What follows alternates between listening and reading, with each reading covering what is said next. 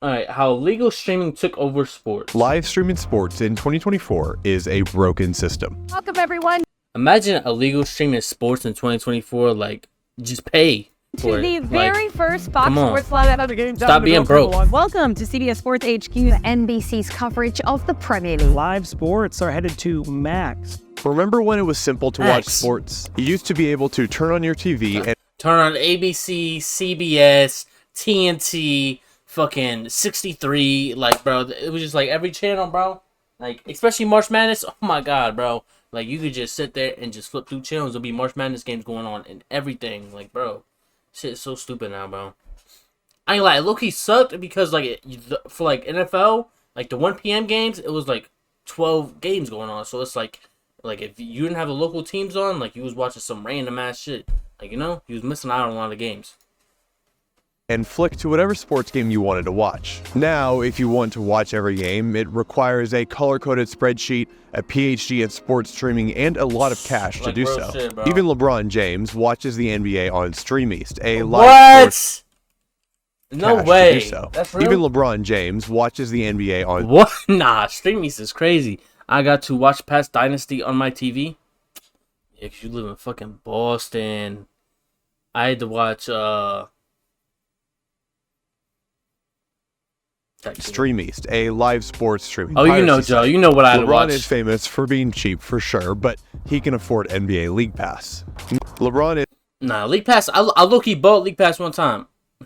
Andy Dalton and don't forget the fucking that other team. Dwayne Wade reveals that it's extremely cheap. He's waiting for the Wi-Fi all the time. What do you mean? Okay, It's doesn't pay for Wi-Fi. famous for being cheap Spotify. for sure, but he can never afford played. NBA League I ain't gonna lie. The one thing I never did was pay for fucking music. I ain't gonna lie. Like Apple Music always said, like, oh, you get the first month free. I never cashed it on that first month, bro. Pass. Maybe he just didn't want to deal with the hassle of things like blackouts and all the different streaming services that are out there Yo, now. what So, the- how did this happen? How did sports streaming become so fractured and complex? I blame Netflix. Let's find out. Sports have existed for many reasons, for fitness, fun, military training, but at its core, sports have always Guys are been Jordan, Brandon entertainment. Knight. And as long as sports competitions have existed, we have wanted to watch them. There's evidence of crowds watching early Olympic Games in Greece, sumo wrestling in ancient Japan, hurling in ancient Ireland, gladiator games in Roman Colosseums, and jousting matches in medieval Europe. But importantly, you had to be in person to watch all of those events. This all changed in the year 1911, when more than 1,000 people Baseball. gathered in Kansas to watch a live broadcast of a football game. After a play happened at a field 150 miles away, it would be relayed via telegraph and then modeled in person on a mechanized replica field Modeled. to show the fans in attendance. This was huge, the first time that you could follow a sports game and not be there in person. A year later, and I did sports hit the research. airwaves in 1912, when a college professor created an experimental radio broadcast, where hams could tune in to listen to the college's home football games. A decade later, a Pittsburgh radio station began broadcasting sports to a commercial audience, first with a boxing Bro. match, then with Bro, I remember. Bro, I had a fucking Android, bro. And I was watching I wasn't watching it. I had a fucking. There's like a radio app on this Android, and I clicked on it, and I was listening to the fucking Cubs game. I listened to the Cubs win the World Series for like the first time in like 100 years or some shit. I remember when that shit happened. I'm like, oh shit. a college I think it was a Cubs. football game, and then with a major like league 2016, baseball game, marking the advent of professional Yeah, sports 2016, I on think. broadcast. Naturally, television was the next frontier. A 1939 Columbia University baseball game was the first broadcast to the United States.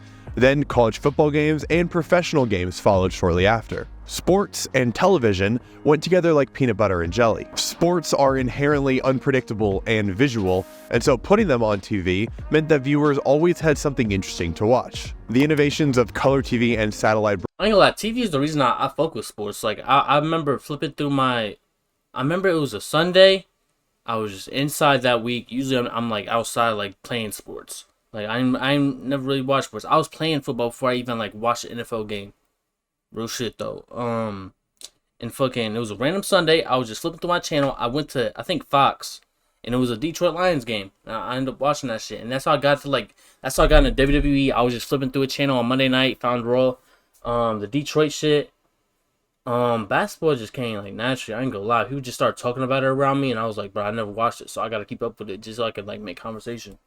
And then college football, Nebraska.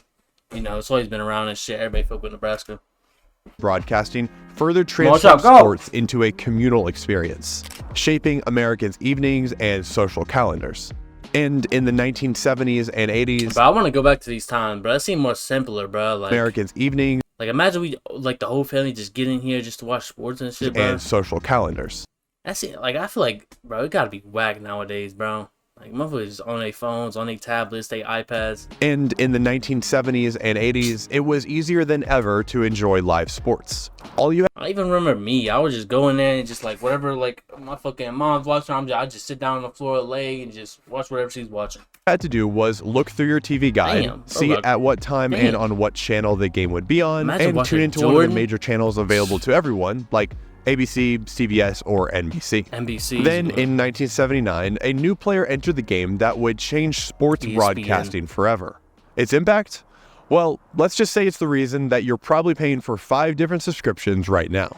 The first dedicated sports channel, ESPN, launched initially focused on custom programming. ESPN2, ESPN3, ESPN, ESPNU, ESPN like Plus, like SportsCenter. But it soon secured exclusive rights to the early rounds of March Madness, and then added boxing and the NFL Draft, and in 1987, 8 NFL Sunday games, marking the first time that a channel outside the major networks was going to be airing professional sports games. And it was a hit. People loved it.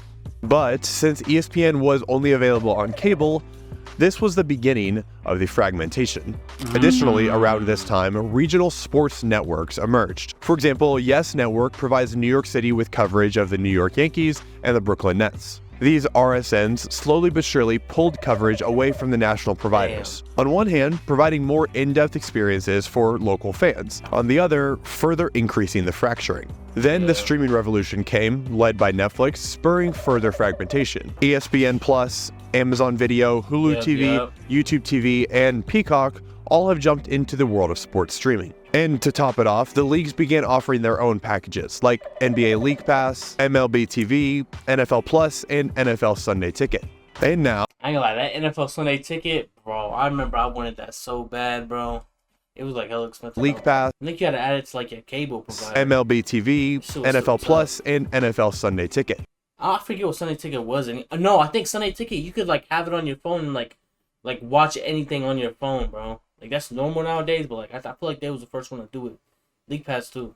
And now we're seemingly light years away from the old, simple past of watching sports. So, let's say you live in Boulder, Colorado, and you love 2 things: hockey and college football. You want to watch Colorado Avalanche games in the spring, CU Boulder football games in the fall, and some of the major sporting events in between. So how can you do that? So first, for the Avalanche games, you're going to need access to the local RSN, Altitude Sports. And it's kind of hard to find a service that carries it. Unfortunately, many of the major networks have dropped it due to network disputes. So your best bet is signing up for DirecTV Stream or Fubo TV. That's one subscription. Next, CU Boulder games are on ESPN, Fox Sports, and occasionally CBS. For ESPN, let's say you pick YouTube TV as your provider. You're also probably going to need ESPN Plus since they have some exclusive games and you don't want to miss those. The big events like the Super Bowl or the NBA playoffs normally air on the major networks, but sometimes you can only find them on niche channels or streaming exclusives, meaning you might need yet another service like TNT, Paramount Plus, or Amazon Prime Video. In total, you might need at least 4 or 5 subscriptions to cover all your interests. And with each service costing anywhere from $10 to $80 a month, you might be looking at $200 a month and a big headache. There are 2 main reasons for this. Like, bro, why would someone do that when I could just open on my phone and go to Safari and just have all the games right there, bro? Fractured and frustrating world. Blackouts and exclusivity deals. So imagine paying for a service specifically to watch your favorite team, only to find out that you're not allowed to see their home games. That may sound crazy, but welcome to the world of blackouts. Blackouts were originally produced to protect local broadcasters and teams. The thought was that if a game was available on TV in the same market that it was being played in person, then it would deter fans from buying tickets to see the game live. So leagues implemented these blackout rules where games could not be aired in the same place that the game was being played in person. For a fan, navigating What the fuck? When did they start doing this? I remember some Sundays it was like, damn, this game should be on because it's like that team's closer to where I'm at. So why didn't they play that? But they didn't. That kind of makes sense, I guess. But bro, that is a crazy way of thinking, bro. Like, oh, let's not like play the hometown team in this area because we want people to actually go to the game. So let's just do that. What the fuck? these blackouts can be a headache. Even with multiple subscriptions, you might be still unable to watch the game if it's in your area. Moreover, it's simply confusing what is and isn't blacked out. It's different per region, per location, per team. In Iowa, for example, residents are blacked out from watching 6 different MLB teams, despite being hours away from any of their stadiums. So if you want to watch your local team play without buying an expensive in-person ticket, you might be out of luck.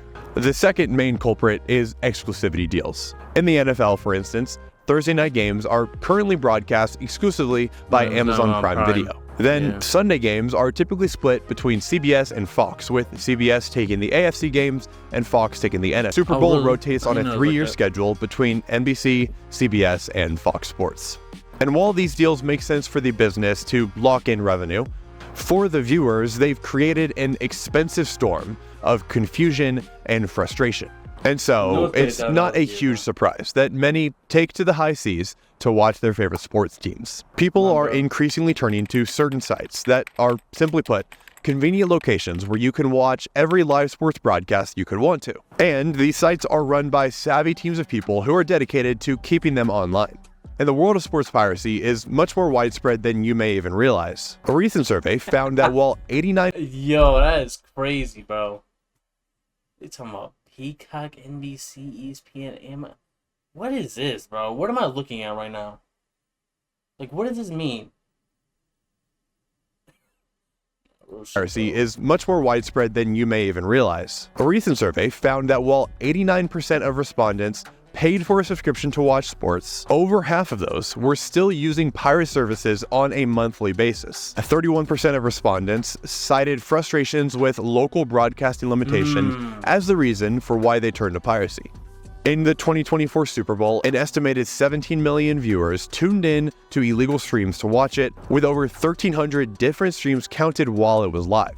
And only 16% of respondents reported never using pirate services to watch live sports. They gotta be old Those heads. are some stark numbers that cast a light on just how frustrating the world of live sports streaming is today. But looking forward, it's not all bad. Venue Sports offered a glimmer of hope.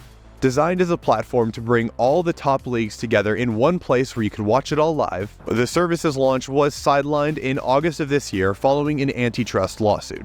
Alongside this, the way that fans actually consume sports content is ever evolving. Social media platforms have become go-to destinations for quick sources of highlights and recaps. Teams and even the leagues themselves have been consistently building out their social media pages and are consistently posting updates and highlights. It's now possible, for better or for worse, to effectively follow a team without ever watching a live game. Additionally, user-generated content has been gaining prominence and relevance. For instance, Jomez Pro single-handedly redefined disc golf coverage with their high-quality video productions following disc golf tournaments. And so many creators all around the internet consistently provide unique coverage, filling the gaps left by traditional broadcasting.